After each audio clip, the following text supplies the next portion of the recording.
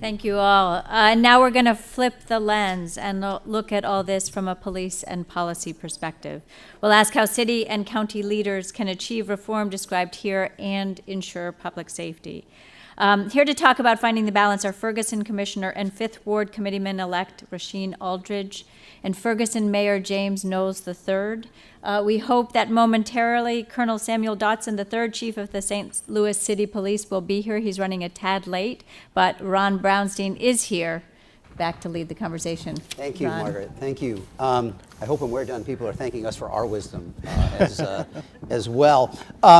Let me start, Rasheen, with you, because as Margaret mentioned, you were on the Ferguson Commission. Yes, and when the governor established the commission, he wrote, "The unrest and public discourse set in motion by the events of August 9th in Ferguson, Missouri, underscore the need for a thorough, wide-ranging, and unflinching study of the social and economic conditions that impede progress, equality, and safety in the St. Louis region." So here we are. We're 2 years down the road, 2 years plus. What are the most important things you think this area has learned since then, and where, if anywhere, has it made the most progress in responding to what you've learned? Ooh, that's a big one. I think where we have, I don't know if we learned, but I think what we have done in this area and in this region, the biggest thing is we're woke. We got a lot more to do, and there's a lot more individuals that still need to wake up, but some of these issues that was being talked about in Ferguson, some of these issues that the DOJ laid out, and even as you look at the Ferguson recommendations, a lot of these aren't really new issues, right? As a young African-American male, I didn't heard a lot of the same stories that I heard during Ferguson. I had the conversation with my mom what it was driving down Lucas at Hunt late at night and making sure you're 10 and 2 seatbelt on. I had the conversation with my mom when you walk up the street in your neighborhood, make sure you have your cell phone just in case anything happens. So it's now people are starting to wake up and be like, okay, it is happening, even though I believe a lot of society have already knew that it's been going on, but wanted to stay blind to it. So it's been great to see people wake up. Unfortunately, I think what we're lacking is on a lot of policy. When you look at the state level and even on local levels at the city hall, I'm not too sure about the county, but we lack when it comes to policy that helps communities that have been disinvested from for so long. We lack policies that help people of color, and I think that's something that the commission, we made sure we really paid attention to was race, because unfortunately it's a tough conversation to have, but we have to be real. I mean, in certain communities, in certain areas, people of color, of all colors, are being treated differently when it comes to resources, economic, policing. It's just not the same. And we'll come back to it, because the commission certainly went well beyond criminal justice and policing narrowly in terms of thinking about solutions. But Mr. Mayor, let me ask you the same question. What are the most important things that you have learned, that your city has learned, and that this region has learned? I think something that myself and all of our elected officials in Ferguson have learned is to really go out and seek communication with our residents, and not just wait for communication from residents, but go out and touch residents who you don't hear from, touch those communities that you don't hear from on a regular basis. Too often, when you run for office, you go to the list of voters who voted in the last election, the likely voters, or the common voters, or just people who registered to vote. But there are people there who don't vote, but they need to be heard. There are people there that are new, that maybe didn't vote in the last election. They need to be heard. And I think oftentimes we get into this sense of comfort where we think we know what's going on in our community, or we think we know what our community thinks or feels. But there are populations of our community that are disaffected, that are not speaking out, that we didn't seek their voice. And unfortunately, that becomes a huge problem. So where do you think you've made the most progress? Where do you think you've made the most progress since? I would say, and as Rasheen mentioned, I think what's really important is there's been an awakening of people in our community and throughout the entire St. Louis region of people whose voice hadn't been heard. And so now it's not so hard to go find that voice, but you can hear it. You see people that we've never seen before come to our community events, come to our neighborhood association meetings, come to city council meetings, get involved, apply to be members of boards and commissions. So this is really exciting, because now there's a whole new group of people who would like to be active, involved participants in our community. And that has really made a big difference I think, in helping heal in our community specifically.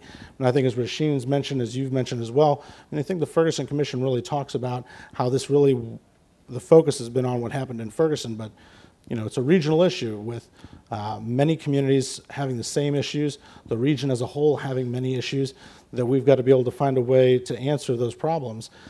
We're doing what we can in Ferguson, but I think there's a lot to be done region-wide still. Yeah, Rasheen, just if you go back as reading the Ferguson Commission report, just almost reading the table of contents tells you a lot, because all of the issues that guide their work that they kind of laid out, that you laid out that you had to deal with on the commission, really underscores both the complexity and the degree to which all of this is interconnected. Citizen law, here are some of the subheads: citizen law enforcement relations, municipal courts and governance, child well-being and education, economic inequity and opportunity, racial equity and reconciliation. It's easy to kind of look at all that and basically just throw up your hands and say, wow, I mean, that is just too much to kind of grapple with. What was your feeling? I mean, can you take those on individually, or ultimately, if you're going to see meaningful change, is it more of a system-wide response?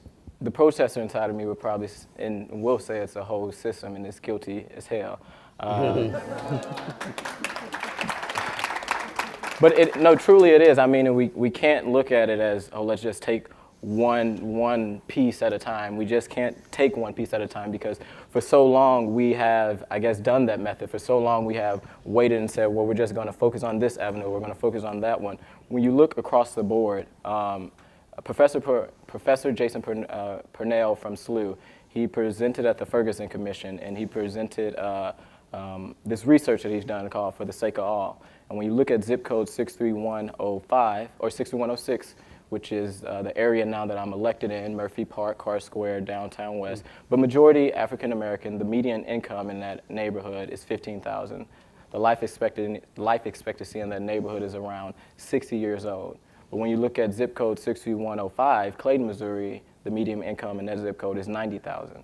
The life expectancy in that zip code is around 80. Like, there is multi-issues, and they're all connected. When it comes to education, when it comes to health, when it comes to transportation, when it comes to economic income, we have to address them all, because they are all so interconnected, and people can't survive if they don't have the right resources, if they don't have the same type of resources that other communities have. And I think one thing we did in the Ferguson Commission is we made sure that we put on our racial equity lens, and making sure when we made these recommendations that we paid close attention to those communities that needed more help, to those communities that needed to be lifted up, not necessarily Clayton and not even necessarily the Central West End, but we need to focus on communities that have been disinvested from for so many years, and we just can't tackle them with one issue, because economic justice is totally tied to racial justice, and you can't separate those.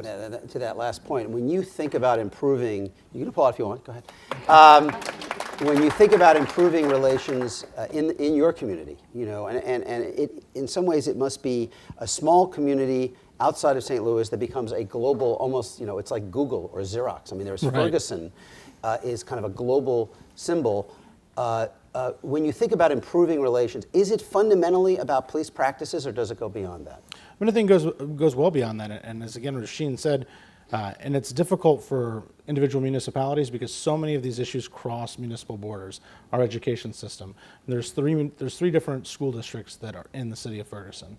So our students go to Hazelwood, Ferguson's, Florissant School Districts, or Riverview. Riverview School District has done a great job this past year bringing themselves up, but for a number of years was teetering on and was unaccredited. If you are going to an unaccredited school, good luck getting into a college, to getting yourself a great job, to achieving that economic equality that we're looking for. And so there's many pieces of it that are beyond just policing. And I think in order to make an effective change, these municipalities, these school districts, the region's going to have to work together better and recognize that we're all in this together. It's not just our own little municipality. It's not just our own little school district that we have to worry about. These school districts that are failing affect the economy of the entire region. It affects whether or not businesses want to move here from Chicago and other cities, which creates jobs for the entire region. So we've got to be better at realizing that we're all in this together as a region. One thing that is under your control is Ferguson has entered into a consent decree with the Justice Department. Correct. Earlier this year. Are you satisfied with the way that is working out? So far, we'd like to be able to be further along in our compliance. We've had a number of vacancies in our leadership, both at the City Hall and at the Police Department. So trying to make sure that we make our compliance goals has been difficult. But we're expecting, actually, when we go in for our December meeting with the judge, that we'll have shown quite a bit of progress, even with the hurdles we've had. We've had some key hirings lately, which I think is going to help.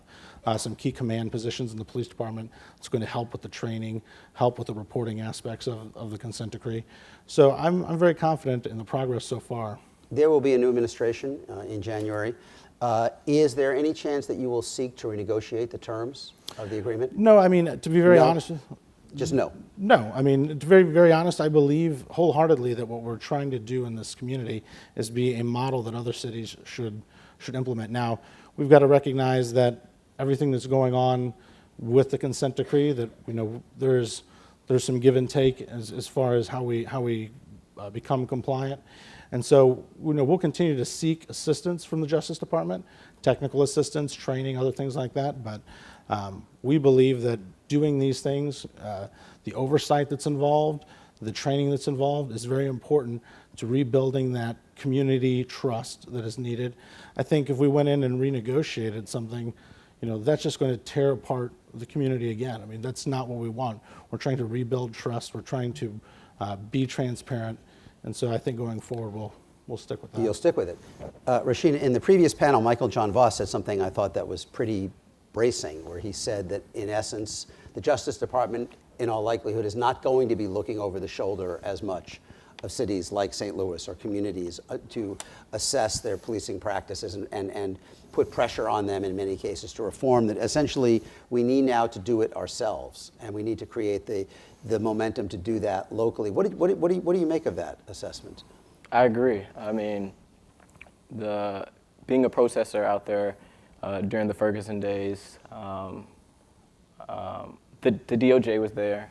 The DOJ talked to, I'm sure, many individuals in the room, and meetings was held, and a lot of back and forth conversations happened, and we do have the consent decree. But at the end of the day, this is our neighborhood. This is our community. This is where we live. We have to grow up. We have to grow kids up. We have to take it on ourselves. We have to get other people that look like us to be in these positions. We need to have the right type of trainings, cultural bias trainings. We need to make sure that officers are doing the essential things of just walking beat in the community and getting to know the community. I remember when Ferguson happened, I went to Parkway and I lived in the city, so I think I had a different viewpoint, not only just the way my community looked, even on officers. And I remember when I was young, when officers used to actually come in to my community and they would pass out baseball cards. Nowadays, baseball cards aren't probably popular, and kids probably want, I don't know, Pokemon Go, because I'm one of those that play Pokemon Go, youngsters. But I remember those type of reports that you would kind of build with the police. I mean, even though, in the African American community, there is a huge distrust between people of color and police officers for many reasons. And even being a young guy and hearing those conversations of my elders saying how they felt about police officers, it didn't necessarily rub off on me too much until I started having those interactions with them, and it was the same ones that they had. And I think we have to change that. We have to change that same narrative, the same story that we continue to tell our young ones. But to be honest, I think it almost has to start on law enforcement side, from, I think, a leadership position all the way down, having those tough conversations, putting those individuals in office that represent and look like the community. Chief Dotson, thank you for joining us. I apologize for my tardiness. I was at an problem. event with our Mayor Knowles. Rasheen, how are you? Good. Good to see you. Well, thank you. Thank you for being here. You could not have arrived at a better time, however. Except I didn't hear what he said. No, right. Well, I'm gonna. Wait, I agreed with him, or I really disagreed? I'm gonna repeat a little. You know, we've talked about in several of the panels the impact of the national election, and certainly the Department of Justice under President Obama has been a forceful player in looking over the shoulder of police departments and criminal justice systems and being an advocate for reform. Michael John Voss, who was on the previous panel, said that's probably not going to be there anymore. That kind of systematic pressure is not going to be there, and the communities are going to have to face these issues on their own. Is St. Louis ready to grapple with these issues on their own without the leverage of pressure from above? I think the answer for any policing agency, whether it's St. Louis or anywhere, has to be yes. And we're making an assumption that the Justice Department somehow is going to change in their approach. Maybe, maybe not. But the conversation that started in Ferguson in August of 14 is one that's resonated through law enforcement. I belong to a group called the Major City Chiefs, and it's about the 60 largest policing agencies in the country. Every time we get together, this is what we're talking about. Whether it's the Ferguson report, it's the President's report on 21st century policing, there are roadmaps out there for law enforcement that didn't exist just 2 years ago. And I think any progressive agency, any law enforcement agency that wants to do its job well, connect with its community, keep its community safe, is taking the guidance from those reports and others out there. So even absent the Justice Department, I think people like you, like me, like everybody, holds their police department accountable. So yes, I think we can do it. I think the wake-up call that happened in Ferguson, the wake-up call that happened in Baltimore, the wake-up call that happened around the country has gotten everybody refocused. Over time, like everything, it's the potential to dissipate. Mm-hmm. We have to keep conversations like this going strong. Everybody has to be at the table. Everybody has to have a voice, and everybody's voice has to be equal. As an outsider, again, you know, I don't live here, but one of the things that seems most remarkable about the discussion here is the role of fees and fines and policing in driving municipal budgets. That was certainly one of the harshest sections of the DOJ investigation of Ferguson, and the numbers that are out there in terms of the role, the amount of fines that are produced in some of these communities in this area are staggering. There was state legislation that was approved on that, which I understand is now tied up in court. Rasheen, when you kind of look at this issue, and we certainly heard a very powerful personal testimony earlier, kind of a searing personal testimony earlier today. How attuned do you think communities and leadership is in municipal governments to the challenges this creates for lower income families? I mean, the community, they know. I mean, they're affected by it. When you drive through some of these, let's just say Velda City, that's like, what, 2 or 3 blocks, and you're getting pulled over and you're getting all these tickets because unfortunately they can't operate. Not all municipalities, but some of them cannot operate, like the DOJ said, unless they're ticketing the people that they're supposed to protect and serve. The community feel it, and they've been asking for justice. They've been asking for something different. On the elected official side, I mean, it's I guess coming in as a new guy. I mean, I guess it clearly benefits them, or it benefits politicians, because, like I say, this isn't nothing new. Before the Ferguson report, before the DOJ, sure. Like, we knew that this was going on. Is the state legislation a sufficient response in your view? Missouri? Yeah. I don't think so, and I think that that's the unfortunate thing. It's what's going on in St. Louis is their problem, but it really does affect, because the Ferguson effect isn't just happening in Ferguson. As we look all across this country, we need to act, and we have to do something, or young people will continue to step up. And how do you view that in terms of, we were talking about before that that a holistic approach is needed to change relationships. The role, I mean, that was a searing section of the report on essentially policing being linked to budgeting. How has the mindset changed? Well, I mean, the mindset, even the first month after the Michael Brown shooting, the city council, we heard obviously concerns. The state law at that time said that you could get 30% of your general budget from that. The city of Ferguson's budget at that time was about 15%. Or fines and forfeitures for our general fund budget. We're surrounded by communities who had 30, 40, 50, 60, 70% of their funds come from that. So We took it upon ourselves immediately to lower that amount and set it in our own ordinance. Now, the state legislature did pass one that actually mirrored pretty close to what our legislation we passed in Ferguson was.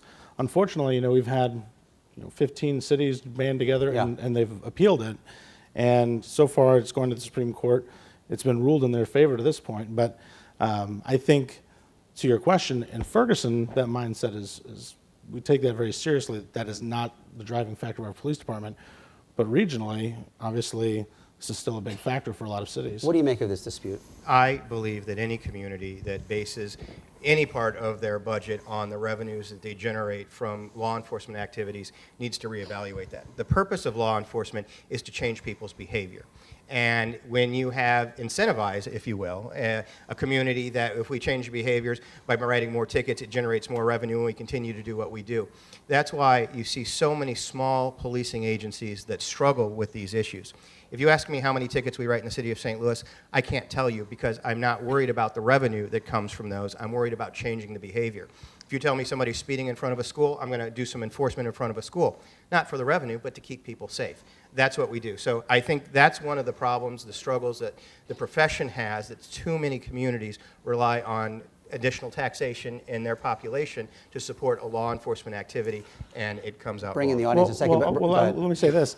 Let's act like this isn't just a small city issue because Washington, D.C., not too long ago, had their revenues had plummeted so much because of the red light camera usage and people getting an idea of maybe I should stop at a red light, that they've even said and have used law enforcement to raise their revenues in their city. And I still believe it's wrong. And so I'm saying, so I think we should realize this is an issue in cities across America. Rasheen, They need to would deal you with accept the view that the city of St. Louis law enforcement is not focused on raising revenue? Is that your view?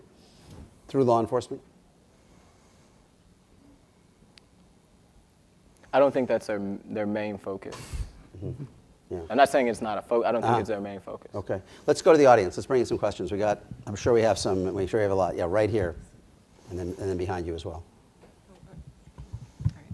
So my question is, now that there's been this outcry across Trump supporters for more law enforcement and law and order, and Trump has been talking about stop and frisk, where do you stand, Chief Dotson, on those type of issues, since we now know stop and frisk really doesn't work, yet there's this outcry for it? Well, I'll tell you, the president-elect hasn't called me and asked me about stop and frisk yet. I don't believe that stop and frisk adds to our ultimate goal of keeping people safe. If you look at the data that came out of New York before they did it and the data after stop and frisk, their crime reductions continued at very similar paces. So while it's an action step and people may hang their hat on it, stop and frisk without probable cause, without reasonable suspicion, isn't something that I think law enforcement should be engaged in. In the back as well. Hi, my name's John Chasnoff. Chief, I'm tempted to ask you if you'd be willing to give up asset forfeiture funds based on what you just said, but I actually have a question for Mr. Knowles. The neighborhood, you mentioned the fact that you're behind on a lot of the deadlines for the consent decree, and the neighborhood associations really haven't been formed. The clerical support isn't there for the neighborhood policing steering committee. The engagement really hasn't stepped up, I think, to the extent that you said it has, either from you or from the monitor. So my question is, do you all really have the capacity to comply with the consent decree? And secondly, can you reassure us that you're not just going to rope-a-dope your way through with a quieter Justice Department until this thing expires? Well, I think one thing you need to recognize is long before there was a consent decree, we had 7 or 8 neighborhood associations which covered 80% of our population. So that's just not a fact, John. You know that. The Neighborhood Policing Steering Committee has been operating. It's been struggling, unfortunately. But a lot of that has to do with the fact that we just got this independent monitor online about a month and a half ago, 2 months ago. So, I mean, like I said, there are things we'd like to be further along on, but in reality, the goal is to become substantially compliant within the next year and a half. We have benchmarks along the way. I mean, we call them deadlines, but they're really benchmarks. Ultimately, our goal is within the next year and a half to be able to be fully compliant and then remain fully compliant from here on out. So there has been some administrative hurdles, key staff members, key staff positions, which are still not filled in the city of Ferguson, lack of police officers, which we cannot find, unfortunately, qualified officers who want to come to work in the city of Ferguson. So that has been problematic, but we have been working our way through it, and I think what you see is the city administration, the council, and the citizens have been very dedicated to making sure that we are compliant, and I think we will show that as we continue to have our quarterly checkups with the judge. Let's see if we can get in these two final questions. Yeah. Hi, I have a question for Chief Dotson. I know in the last few months, Mayor Slay's administration has started to go through racial equity training. There's been a series, both on a base level training with Khatib Wahid on implicit bias, the institutional and the structural level, and recently with the Government Alliance on Race and Equity to learn about how to bring a racial equity lens in the budget process and in policymaking. To my knowledge, the police department is one, if not the only department in Mayor Slay's administration that has not yet participated in any of those trainings, and I'm wondering if you could comment on that. It is. Actually, Khatib Wahid took my command staff through implicit bias training far before the city did. And so Khatib is a friend of the department, and we've worked with him. Judge Mason was there to talk about it. So we have been participating in that. The most recent training, you're right, we haven't gone through it yet, but the implicit bias training we went through more than a year ago, if not longer. So we're on track to do it. It just hasn't occurred yet. Over here, sir. Hi, my name is Blake Strode. I have a question about these everyday police interactions that you're discussing. I work right along a park at 14th and Locust that is home to a lot of homeless people, a lot of people suffering from homelessness in the area. And in recent days and weeks, this community has been suffering with sort of an epidemic of self-medicating with some drug that's leaving a lot of people unconscious. I know, Chief Dotson, you were just there yesterday. When I was passing along one of those streets a few days ago, there was a man unconscious in the street, and EMS was called, emergency personnel. When St. Louis City Police showed up, I watched as one officer, when the man regained consciousness and started flailing, the officer put his leg on him and handcuffed him. So my question is, what are your officers being taught to do in that situation, and would you agree that someone who responds in that way shouldn't be in that position? So it's always difficult to deal with stories when I'm not there.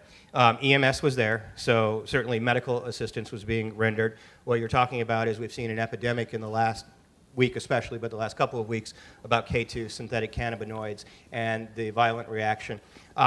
Without being there, medical professionals were there, officers were there to keep the individual safe, perhaps, I don't know. Nobody that suffered an overdose yesterday or today was taken into police custody. They were rendered medical attention, transported to the hospital. We have handcuffed people before for their safety, for the officer's safety, for the medic's safety. Again, without being there, I don't know, but certainly I have no reports of abuse or anybody being harmed because of it. Can I ask a final question? Thank you for that. You know, the flip side of all of this is that crime is a real issue. I mean, this is a community that after seeing a significant decline in violent crime has seen it move back up since 2013. In the presidential campaign, criminal justice reform, police reform, and reduction of crime were often presented as kind of contradictory goals, inimical goals. And there is obviously the debate, as again, you've become kind of like a global Google or Xerox, of whether there is a Ferguson effect. Chief, do you believe that it is possible to reduce crime and to improve relations in the community, or are many of the things you're being asked to do in the name of the latter make it harder to deal with the former? Oh, I think absolutely. If we don't believe that we can reduce crime in our communities by working together in partnerships, we should all just stop right now. So what has to happen is those relationships. But unfortunately, as government has cut back at the federal level, at the state level, and the local level, law enforcement, police officers have become the face of mental health services, have become family counselors, have done a variety of things that perhaps they're not trained for, or mission creep certainly we can agree on. So I think that we can, going forward, law enforcement has its role. Some people have to go to jail. We'll agree on that. Some people just, that's why we have a justice system. That's why many countries have a justice system. But we also need to emphasize jobs. We also need to emphasize dealing with substance abuse issues, with educational issues, conflict resolution, mental health. By putting people into the criminal justice system, they don't always get their issues addressed. And we put them right back out into the community, out in society, without dealing with those issues. how do we expect to get a different outcome when they go back to a neighborhood without jobs, when they go back to a neighborhood without dealing with their substance abuse issues, education, family, whatever the issues, and we expect a different outcome. So that what we're doing isn't working. So we have to continue. Putting people in jail, mass incarceration, no. We have to deal with the social ills. Here's the challenge. Politicians like 1- and 2-year solutions because of election cycles. We need generational change because we didn't get here overnight. I was looking at an article from 1968 in the St. Louis paper that called St. Louis the new murder town. We're dealing with the same issues for the past 50 years. That's why we need a strong path going forward. Law enforcement has a role. Everybody else has a role too. You have a role, you have a role, you have a role. Let me get a final thought on this same question. Rasheen, on whether these two goals of more public safety and criminal justice reform are incompatible, or are they complementary? We do need to work together. That is something that is true. We all do need to work together. But I think we need to be very clear and have to be understanding with the sides that are working together. So I know you said that police officers or the mental health, but also police officers have been, people have been traumatized by police officers as well. So I think it's a balance, and it's definitely, it's going to have to start, I think, with the people. It's going to have to start with the community.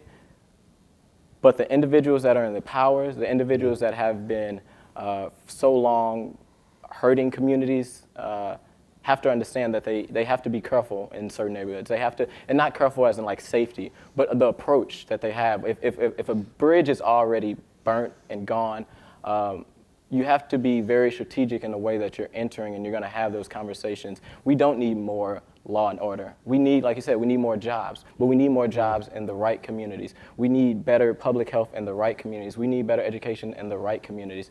And it's going to have to take the ones, like I say, that are in power. It's going to have to take the ones that have the resources to understand that these communities have been hurt for a while. These communities have been traumatized for a while. It's not going to be an easy fix, but we'll come together. I think couldn't add for a better place to end right there. Unless, Ms. Mary, you want a final word. You're going through reform under the consent decree. Do you think this is going to make your community safer or make it more difficult? I think ultimately it'll make it safer. But I think, as Chief Dotson said, I think this is something that some of our citizens are struggling with. Is it's going to take time. It's going to take time to really reap the benefits of those relationships that are being built. Some of the things that we've done, obviously.